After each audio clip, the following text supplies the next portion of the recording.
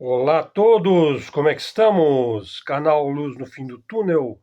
Hoje, 10 de novembro, domingo, dia nublado em São Paulo, capital do estado, 19 graus agora. Veja, este vídeo estou fazendo agora na parte da manhã no domingo, porque foi a hora que houve um tempo aqui para eu poder colocar para vocês uma análise que eu fiz ali, está lá no meu blog Elder Araújo. Tem o endereço do blog aí na descrição do vídeo, para quem se interessar por nossos textos, né? Veja, mas é um texto dedicado aí ao estado profundo. Então, esse é o tema de hoje do nosso canal. Seja bem-vindo ao nosso canal, canal de livre expressão e comunicação, canal da mídia alternativa, da mídia independente. O canal é dedicado à geopolítica, atualidades, análises, a nossa visão do Brasil no contexto global, do globo no contexto do Brasil, enfim, a gente procura tecer analogias, relações entre países, blocos, tem um tanto de história, de geografia, de filosofia, enfim, é um canal, vamos dizer, também ligado aí a uma visão própria, né, mas que procura seguir boa parte daquilo que tem chegado para nós através da mídia alternativa, né? Sempre que possível, a gente fornece aqui as nossas fontes, livros, indicamos aqui para os nossos seguidores. Continue a fazer os seus comentários. Hoje é mais um vídeo pré-gravado, deve ter aí uns 30 minutos de duração. Vamos ao assunto, né? O estado profundo é um termo aí bastante popular, né, nos últimos anos, né? Veja, ele refere-se aí a certas grupos de pessoas, indivíduos, estruturas aí da elite, ou elitistas e, importante, que são secretas, né? E que dirigem a sociedade de uma forma independente das próprias instituições das quais todos nós fazemos parte. Por exemplo, todo mundo tem que tirar RG, tem que tirar título de eleitor, tem carteira de trabalho, tem uma enorme quantidade de dados aí na Receita Federal, nos tribunais de contas, todo mundo declara imposto de renda, todo mundo paga IPTU, IPVA, tem carro em seu nome ou no nome de alguém, tem CNH, então tem também o seu prontuário lá no Detran, você tem que pagar multas, tudo que você compra tem um imposto, você tem a opção de dar o CPF ou não quando você vai fazer uma compra. Então, na verdade, nós temos dados pessoais, particulares, individuais, que são dados também públicos, governamentais, vamos dizer, geridos por órgãos governamentais. Por exemplo, agora tudo está sendo direcionado para o GOV, né? Por exemplo, a própria educação aqui em São Paulo, ela vai migrar da secretária eletrônica digital para a escola do futuro. Então, veja, a escola do futuro ela vai integrar, olha, os conteúdos do ensino fundamental e médio, das escolas públicas do estado. Você vai poder fazer chamada, ver o conteúdo que você tem que dar naquele dia, vai ter o aluno ali presente, tudo online. Os pais vão estar integrados com a própria plataforma. Então, assim, vai se procurar integrar, olha, conteúdo, professor, aluno, escola, instituição, a prova paulista, as tarefas, tudo. Quer dizer, pouco a pouco a gente vai integrando. Veja, todos esses dados, quem é que vai gerir toda essa informação e vai criar estatísticas? Por exemplo, esta escola está com esta pontuação, essa aqui está com a pontuação X, Y, Z. Para onde vai a educação brasileira? Quem é que vai gerir tudo isso? Qual é a política para a educação? Nem estou falando da educação nacional brasileira, estou falando no estado de São Paulo, né? Por que falei isso? Porque você tem aí uma estrutura que vai ser gerida através de uma plataforma, mas quem é que vai, no final das contas, gerir toda essa informação e com que finalidade? Bom, então você tem a política visível, olha, nossa política é essa, a educação tem que ter tal nível de educação, nós temos que alcançar tal nota, vamos dizer, nos certames aí, nos mecanismos de verificação da qualidade da nossa educação, que são muitas vezes mecanismos de cunho internacional, né? você tem provas internacionais de matemática, de literatura, enfim, como é que você vai medir a qualidade da educação? E ela é uma educação formativa, assim, para criar intelectuais, ou ela é uma educação para formar profissionais? Então você já tem aí uma cisão. Veja, ela é funcional, ela quer formar engenheiros ou ela quer formar pintores e críticos? Então, claro, ela tem que formar todo tipo todo tipo de profissional, né? Mas ela vai ser mais focada em desenvolvimento do país, ou nós vamos ficar discutindo o sexo dos anjos, né? E explicando as coisas aí. Bom, enfim, esse é um tema que eu quero abordar num outro momento, né? Porque hoje o meu objetivo é mais tratar do estado profundo, né? Veja, o estado profundo não é algo simples de analisar, né? É complexo, é algo difuso. Veja, e você pode usar esse estado profundo, que em inglês é deep state, nos mais diversos contextos. Eu já fiz vídeo específico sobre o estado profundo, vocês vão encontrar aí no canal, né? Bastando fazer uma, uma pesquisa, né? Porque eu acho que quando você vai fazer uma pesquisa num canal, você pode pôr o nome que você quiser ali na busca, sem sair do canal. Quer dizer, então ele vai buscar no próprio canal. Se você colocar Deep State ali, você vai achar, acho que uns 3 vídeos aí dedicados a esse tema, né? Então hoje é mais um dedicado a esse tema, mas para realmente desvendar um pouco mais, destrinchar essa questão, né? Veja, se você for lá na Wikipédia, você vai verificar que ele vai dizer o seguinte, que esse termo Deep State, ele se popularizou a partir dos acontecimentos que ocorreram na Turquia, veja só, para descrever a política turca e por volta de 1990. Então aparece lá com o termo Derin Devlet, quer dizer, eu não sei falar turco, mas eu sei falar Derin Devlet, que quer dizer Estado Profundo, né? Veja, era uma rede lá, um grupo, né, uma associação lá de oficiais, militares e intelectuais que se encontravam, né, e que operavam nas sombras, de uma forma clandestina, fora do controle civil. Veja, isso não é algo recente, isso é algo que sempre existiu na história da humanidade, mas hoje em dia ele tomou proporções assim quase que avassaladoras, né, a influência desse Estado profundo, né? Bom, falando um pouquinho da Turquia para entender aí, veja a influência de Kemal Atatürk, o pai dos turcos, né, modernos. Veja, na Turquia, ele gerou o movimento aí, o Kemal, né, o Atatürk, conhecido como Kemalismo, né? Bom, e o que o Atatürk queria? Ele queria uma espécie de Turquia, que fosse um país soberano e também fosse um país moderno, né? Representou, vamos dizer, politicamente, aí uma superação do legado do Império Otomano, né, que ele já vai sendo assim, vamos dizer, colocado para trás já no século XX, né? Inclusive isso vai afetar fortemente também o Oriente Médio, né? Por conta que enquanto prevaleceu ali o Império Otomano, que dava as cartas no Oriente Médio, judeus, palestinos, cristãos viveram em perfeita harmonia, né?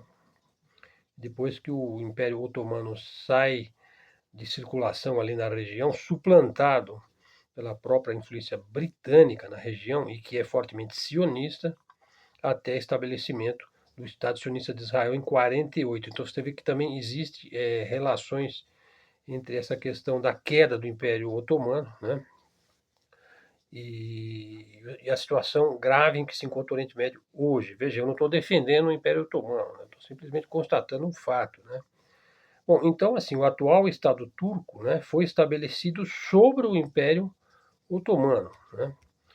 E veja, analisando aí, você sempre vai encontrar ali a forte influência de lojas maçônicas, né? Militares turcos e agentes de inteligência eram membros de lojas maçônicas e desde suas lojas tramavam, né, contra o poder visível, vamos dizer assim. Tramavam contra os resultados eleitorais, geravam repressões, criavam situações de confronto, promoviam ativismo nas ruas, né?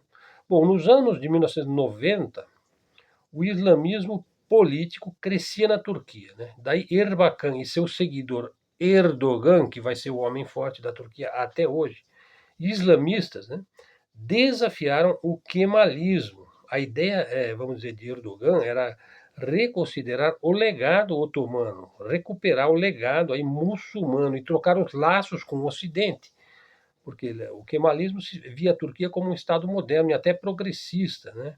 Secularista, laico e tudo mais, né?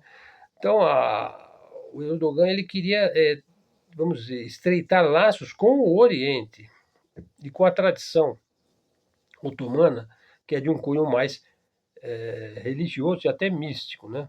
Bom, então você vai ter o que? A derrota aí dos círculos maçônicos, que representa aqui o Deep State, por ordens aí sufis e islâmicas, né? Que também não deixa de ser um Deep State também, né? Bom, o Erdogan acabou vencendo o Estado profundo da Turquia em 2007. Uma boa parte aí da liderança militar da Turquia foi presa. Mais à frente, o Erdogan anistiou o Estado profundo. Veja só o pragmático, né? Trouxe-os para o seu lado, buscando uma espécie aí de união nacional, né? E visando também um Estado tradicional. Então, o kemalismo ele foi diluído e adaptado aí num processo dialético, né? Então, da história moderna da Turquia, trazemos aí algumas, digamos, analogias com esse tema aí do Estado profundo. Então, veja, teoricamente, o Estado profundo ele seria o seguinte: as nossas instituições, de todos os gêneros, por exemplo, políticas, militares, a polícia, os partidos, as associações, as academias, as empresas, o sistema jurídico. Quer dizer, por trás de toda a sociedade visível na qual a gente vive, existe uma elite não eleita e que tem meios de ação efetivos para dar as cartas em todas as áreas, em todos os setores da existência. Bom, essa elite, como a gente bem sabe, durante bastante tempo, estava associada com a maçonaria, né? Antigamente, vamos dizer. Mas hoje em dia ela é mais uma paramaçonaria, nós podemos dizer assim. Ela é muito menos ritualista, né? E muito mais explícita, principalmente agora que ela está mostrando a cara, né?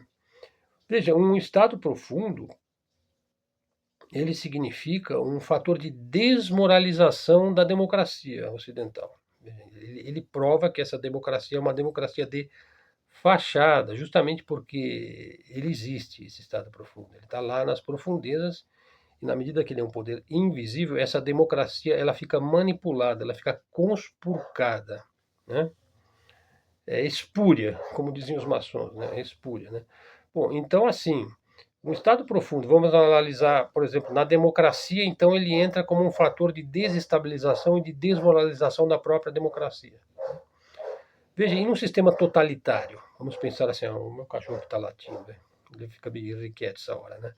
Bom, veja só, num sistema totalitário, por exemplo, no velho fascismo do Mussolini ou no bolchevismo na época do Lenin, depois de Stalin, veja, nos regimes totalitários é o próprio Estado profundo quem governa. Ele não precisa se esconder. Não há espaço para uma oposição ou para um Estado profundo. Pelo contrário, você vai verificar lá, mesmo na época do Lenin, na época do Stalin mesmo, do Mussolini, as lojas maçônicas eram fortemente controladas, vigiadas e muitas vezes dissolvidas, né? Até mesmo colocadas na ilegalidade, né? Isso também aconteceu na Alemanha nazista, né? Bom, deixa eu ver se ele se acalma. Ravel? Não para, né? Sistemas de partido único. Sistema de partido único. Eu falei sobre isso ontem, né? Quando eu mostrei que a China é um sistema de partido único. Sim, mas que funciona perfeitamente para a China. Então, por exemplo, na China você pode dizer que o próprio Estado profundo é o próprio partido de sistema único, que não é de sistema único, porque você tem 9 partidos políticos na China. Veja, para abordar esse tema, dá uma ouvida no vídeo de ontem que eu abordei essa questão, né?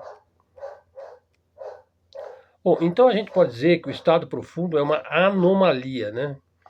Uma doença política, uma conspiração real, né? Uma conspiração real. Veja, os comunistas e os fascistas, eles alegavam, eu vou dizer alegavam, porque eu não acredito mais que o que nós temos hoje sejam comunistas e fascistas, né? Nós temos uma outra coisa, né, hoje. Veja, eles alegavam a necessidade de se haver uma ideologia dominante e transparente, né, no poder. Né? Veja, agora vamos falar dos liberais. Né? Veja, lembremos que a nossa sociedade ela é liberal. Né? Veja, os liberais, né, eles alegaram aí que o liberalismo é o fim da história. Né? Você tem lá o Fukuyama que propôs o fim da história, porque a sociedade ocidental, o capitalismo, o liberalismo venceu com a queda da União Soviética, acabou o bloco socialista, enfim, você tem aí o fim da história e o liberalismo venceu e resta apenas que ele ocupe toda a Ásia e domine tudo, tudo, tudo, né? Veja, só lhe restaria ocupar a Ásia e acertar certos detalhes, né? Veja, nada mais distante da realidade. Veja, o liberalismo ele pode ser tão totalitário quanto o pior dos totalitarismos. Né? Sobretudo quando ele não tem mais uma visão de futuro, ou ele acha que ele já está consolidado, né? Ou ele se vê como algo absoluto, né? Ou seja, ele não se vê mais. É como o peixe no aquário, né? Ele não, ele está na água, né? Ele não sabe que ele está na água, né? Ou como nós na atmosfera, no ar, né?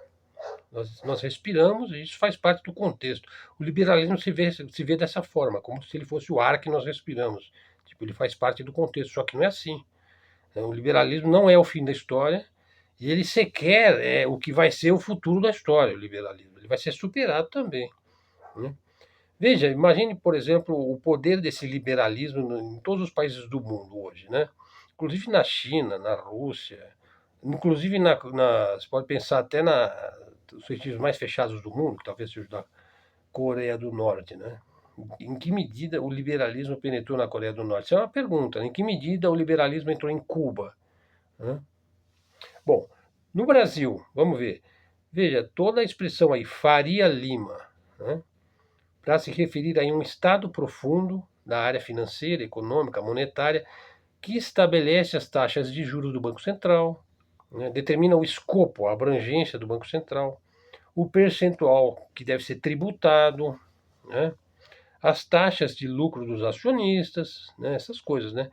Quer dizer, é como se fosse um corpo estranho bancário, banqueiro, né, destinado a drenar as riquezas aí, do Brasil e pagar os juros, né? E que está relacionado com o grande liberalismo internacional, do FMI, do Banco Mundial, enfim. Então, veja, nos Estados Unidos, continuando, veja, o termo Estado profundo, ele aparece então nos discursos aí de jornalistas, de analistas, de políticos durante toda a primeira presidência de Donald Trump, né? Apoiadores de Trump, por exemplo, Steve Bannon e outros, eles passaram a dizer, a propagar, a escrever na grande mídia, né, que Trump não tinha poder por causa do Deep State. Ele era uma vítima, né, do Deep State. E aí ele se viu travado aí por uma inércia burocrática. Então veja, quanto mais o Trump se debatia e criticava esse Deep State, mais ele era vendido, né, como um salvador da pátria, o indivíduo que iria lutar contra as forças das trevas. Né? O seu foco, então, era propagar e defender os valores tradicionais da sociedade que estavam sendo destruídos por um deep state aí que propagaria ideias globalistas, progressistas, guerras eternas, né? E aí se passa a fazer uma crítica a essa agenda globalista, né? E passa a se opor aos progressistas do Partido Democrata, sempre enfatizando essa divisão um tanto quanto artificial, né?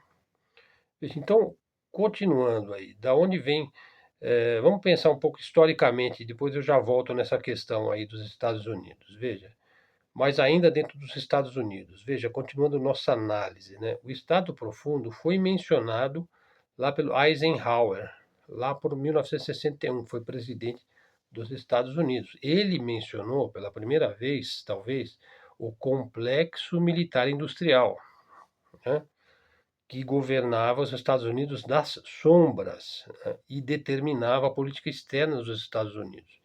E depois se acrescentou a palavra financeiro, então passou a se falar no complexo militar, industrial e financeiro que governava os Estados Unidos desde as sombras, né, e que constituía um deep state, um estado profundo, por baixo, por trás de eleições, de presidentes, de congresso, de sistema jurídico, governava por trás dando cartas, né? E também removendo cartas, né? Veja, o Robert Kennedy, né, que foi assassinado, né, nos Estados Unidos, ele mencionou as forças ocultas. Veja, a mesma expressão usada pelo nosso Jânio Quadros aqui no Brasil, né, e que acabou renunciando. Né? Veja, o Enéas Carneiro, um homem extremamente inteligente, né, e que também saiu de cena de uma maneira tão estranha, né, ele também se referiu ao poder sombrio de um Estado profundo, né, e da incapacidade do Brasil de ter um governo minimamente focado nas necessidades do Brasil, né, mas ele é focado, eu falei na Faria Lima, né, há pouco, nas suas próprias necessidades, né, e que não se refletem nas grandes necessidades do país como um todo, ou seja, se ver como um país, de haver um mínimo de coesão social. Você sabe que o Brasil é um país que se notabiliza por sua desigualdade social, né? Infelizmente, né? Bom, então aí voltando ao Trump, veja, então ele se propõe a drenar o pântano, né? Não é isso? Ou seja, acabar com a influência do Estado profundo nos Estados Unidos. Veja, o pântano, então, é esse poder das sombras, né? Esse Estado profundo. Veja, nós já mencionamos aqui como é que foi fundado o Federal Reserve lá dos Estados Unidos, lá por 1913, né? Veja, então esse Estado profundo ele é mais antigo do que o que se imagina, né? Mas eu vou voltar a falar sobre essa questão do Fed, né? Talvez até fosse o caso de falar agora, né? Veja, o Federal Reserve, olha, o verdadeiro problema, veja, aí vai um parênteses aqui importante, momento central aqui do nosso vídeo, veja. O Federal Reserve é um órgão monetário econômico dos Estados Unidos, tido como o Banco Central dos Estados Unidos, e que é um banco privado, né? Fundamentalmente privado. Então, o verdadeiro problema dos Estados Unidos e do povo americano, sobretudo, do nativo americano, eu não estou falando dos índios, estou falando do americano mesmo, do norte-americano, do estadunidense, né? Pode ser de origem indígena, mas veja, o americano, né, o estadunidense, que o pessoal fala que é um termo esquerdista, né, mas eu acho que é um termo perfeitamente lógico, né, que a pessoa que nasce nos Estados Unidos é estadunidense, né? Ou, porque como é que você vai falar então norte-americano? Fica uma coisa vaga, né? Porque os canadenses também são norte-americanos, né? Você vai falar americano, bom, então eu também sou americano, mas eu não me vejo como americano, me vejo como brasileiro. Vocês estão entendendo por que, que às vezes é necessário usar o termo estadunidense? Mas então qual que é o problema aí do indivíduo que nasceu nos Estados Unidos? Veja, o verdadeiro problema do norte-americano é a própria existência do Federal Reserve, porque ele é inconstitucional. Esse é o primeiro ponto. Veja, então, assim, o Federal Reserve, na verdade, ele não deveria existir, ou ele deveria existir sobre uma outra base, sobre um outro molde, sobre outras premissas, né? Por quê? Porque sequer foi autorizada a sua existência pela Constituição dos Estados Unidos. Veja, ele não consta na Constituição dos Estados Unidos. Então, de acordo com essa perspectiva, né, assim, o poder de se criar um banco monopolista que controla as taxas de juros e emite o dinheiro dos Estados Unidos, que é o dólar, artificialmente, veja, esse poder não lhe foi dado pelo governo federal dos Estados Unidos. Então você tem dois poderes dentro dos Estados Unidos, né? Então quem que tem mais autoridade nos Estados Unidos? O presidente da República ou o presidente do Federal Reserve? Eu acho que é o presidente do Federal Reserve, né? Então seria necessário abolir completamente o Federal Reserve como instituição. Veja, quem já tentou fazer isso não continuou vivo, seja lá em 1913. Por exemplo, você sabe que existe toda uma teoria da conspiração, entre aspas, porque para mim não é uma teoria, é uma realidade, né, que o Kennedy pretendia nacionalizar o Federal Reserve, né? Bom, então as ações aí do Federal Reserve, então, é necessário fazer essa crítica aí, né? Por quê? Vamos dizer assim, que o Federal Reserve é mais uma super máfia econômica e monetária do que um estabilizador financeiro da economia americana. Veja, ele não estabiliza a economia americana devidamente. Ele vai gerar crises periódicas, né? Eu acho que isso é uma maneira mafiosa de você conduzir a economia. Ele interfere no sistema financeiro, em vez de estabilizar o sistema financeiro, né? Então, e veja só, aí o mais importante de tudo, né? O sistema financeiro que prevalece hoje nos Estados Unidos, no Federal Reserve e na criação do dólar, tem suas raízes em Londres. Veja, e esse é o verdadeiro inimigo dos Estados Unidos, sabe? E a verdadeira aí coisa cravada aí no seu estado profundo, no seu deep state, né?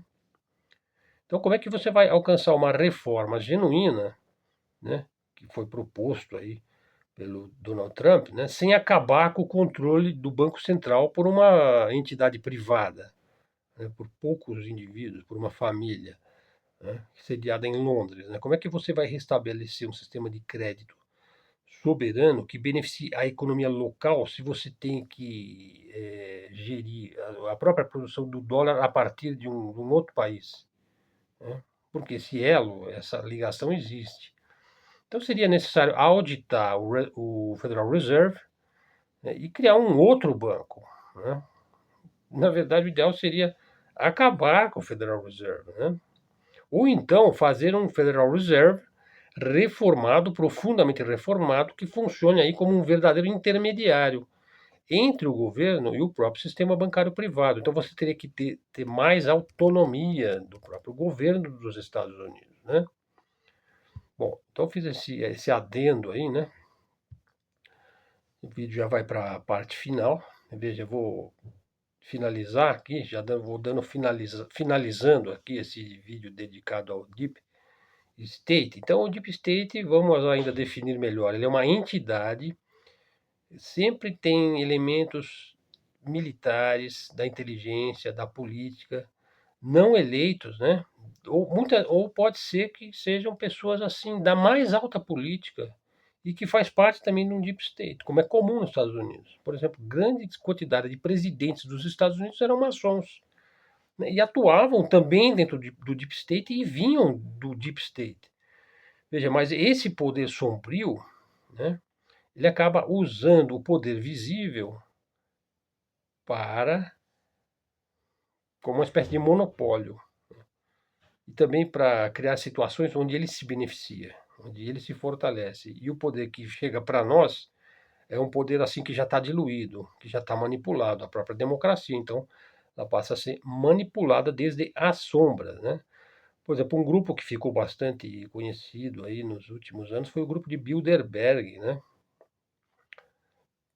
Bom, então vamos dizer assim que a própria ideia de que é uma teoria da conspiração, o conceito de estado profundo, acaba assim anestesiando, vamos dizer, o nosso próprio processo de cognição, o processo cognitivo, né? Então, por exemplo, o indivíduo que diz que aquilo lá existe, né, ele passa a ser visto como um teórico da conspiração, como um maluco, né? Bom, veja só, eu estou falando dos Estados Unidos, veja, é um país que não pode revelar a verdade sobre o assassinato de John Kennedy, né? O Trump queria mexer nisso. Veja, e eliminou, esse Deep State aí eliminou vários membros da família Kennedy, né? Por exemplo, o 11 de setembro de 2001 permanece um tabu, né? Quer dizer, então, o 11 de setembro, a queda das Torres Gêmeas, por exemplo, que a gente sabe que foi perpetrado por um Estado profundo, né? Veja, então a causa aí da queda das torres foi colada num árabe, né, a mais de 10 mil quilômetros de distância. E se vendeu isso na grande mídia como um fato consumado. Daí o Obama aparece com o escalpo, né, do Bin Laden, sem o Bin Laden, né, que ele caiu no mar, sei lá o que aconteceu. E também os Navy SEALs lá, que fizeram a operação no Paquistão, quando eles mataram o Bin Laden, mataram o Bin Laden, coloco entre várias aspas, né? Né? Também os Navy SEALs parece que também sumiram, enfim, é uma história tão mal contada, né? Que parece que aquelas coisas de filme parecem fichinha perto da realidade, né? E muitos outros segredos, né? Fatos que foram ocultados ao longo de décadas e mesmo de séculos. Por exemplo, a verdadeira história por trás do Federal Reserve. Bom, hoje já tem bastante bibliografia sobre esse tema, né? E aí aparecem aí, por exemplo, vários autores que se debruçaram sobre essa questão. Por exemplo, eu fui um leitor aí do David Icke, né? Isso há muitos anos. Jordan Maxwell, também tem vídeos, assim, muito interessantes na internet. Bill Kaysing, o Alex Jones, né? Eu acho que eu fui o primeiro brasileiro a seguir o Alex Jones, isso há dezenas de anos.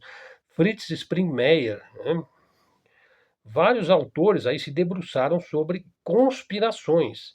Veja, o Springmeier mesmo, que foi um agente de inteligência da própria CIA, ele se propôs a desvendar o Deep State, ele trouxe uma infinidade de informações absolutamente fora de série, porque eram informações que se podia encontrar no jornal, né, em pequenas notas lá no meio do jornal, né, informações sobre as mais poderosas famílias do mundo e de como seus tentáculos influenciam toda a realidade, desde uma posição invisível, né?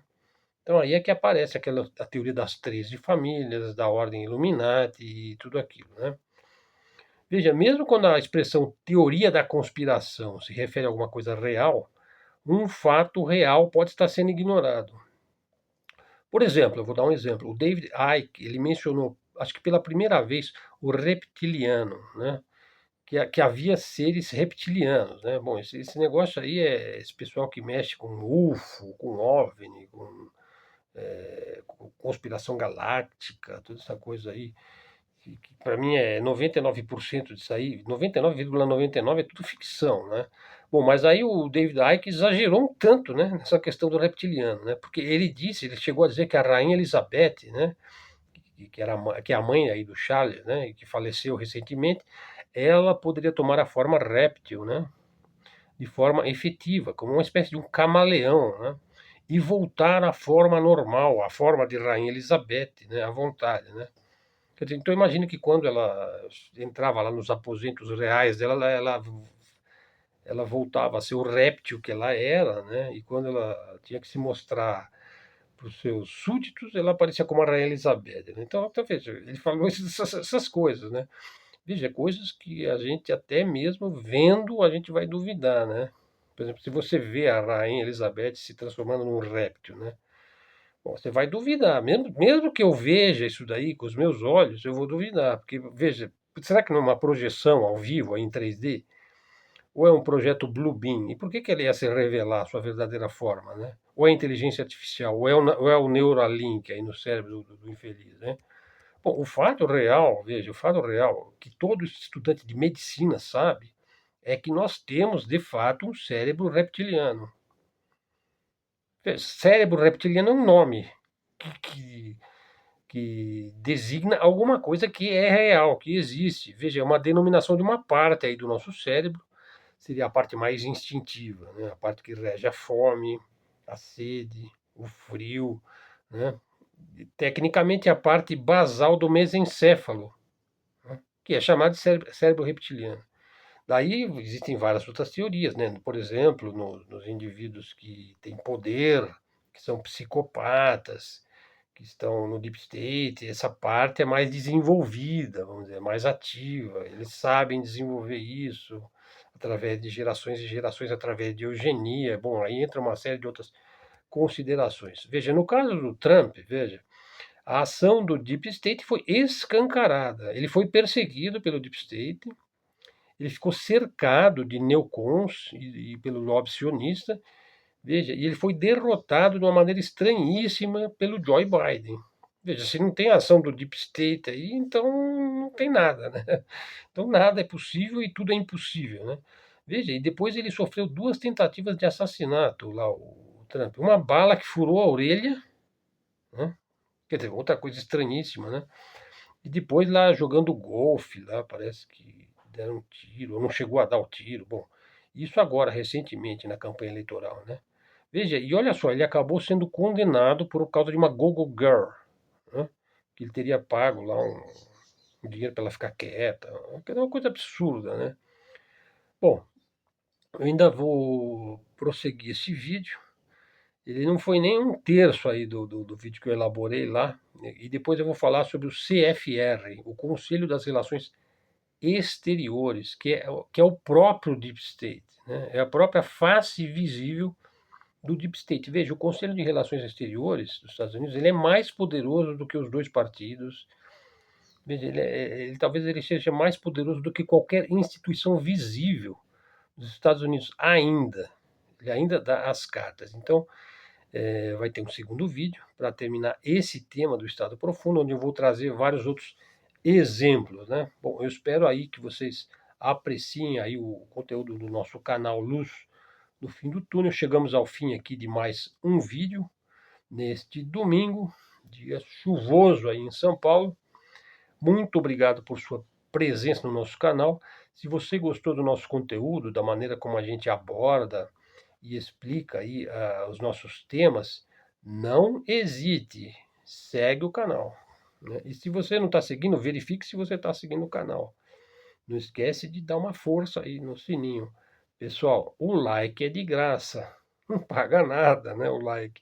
E o like é a única forma de fazer o canal crescer, entrar mais uma pessoa. A gente está com 2.900 seguidores. Depois que o canal foi desmonetizado, entrou 200 pessoas no canal em 15 dias.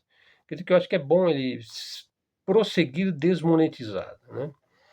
E se você quiser ajudar o canal, sempre tem as pessoas que ajudam e eventualmente eu agradeço a essas pessoas de coração, né? Porque o canal é feito exclusivamente para na raça, né? De maneira muito simples, pré-gravado. Então, se você quiser ajudar o canal, tá aí o Pix aí na descrição do vídeo.